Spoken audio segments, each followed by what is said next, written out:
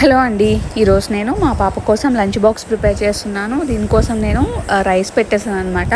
దానికి 2 times break ఉంటుందట. So 10:30కి ఒక బ్రేక్ ఉంటుంది, తర్వాత లంచ్ బ్రేక్, అలాగే తర్వాత 3:30 ఆ టైంకి నార్మల్ స్నాక్స్ బ్రేక్ ఉంటుంది. సో లంచ్లో నేను రైస్ అలాగే ఎగ్ కర్రీ చేసేసాను అనమాట. 10:30కి తినడానికి నేను గుంత పొంగనాలు చేశాను, వెజ్జీస్ అవన్నీ వేసి. అలాగే 3:30కి తినడానికి నేను చిన్నగా స్నాక్స్ పెట్టాను అనమాట. అంటే మార్నింగ్ ఆ గుంత పొంగనాలు రైస్ తినేసరికి వాళ్ళ పొట్ట అనేది ఫుల్గా ఉంటుంది కదా. సో 3 ఆ టైంకి పెద్దేమి వాళ్ళు ఎక్స్పెక్ట్ చేయరు. సో అందుకోసం నేను ఒక చిన్న బిస్కెట్ అలాగే కేక్ పెట్టేశాను. సో ఇది ఈరోజు నేను మా పాప కోసం ప్రిపేర్ చేసిన లంచ్ రెసిపీస్ అనమాట. గుంత పొంగనాలు ఎలా చేశాను అనేది నేను నా ఛానల్లో అప్లోడ్ చేశాను, మీకు ఇంట్రెస్ట్ ఉంటే వెళ్ళి చూడండి.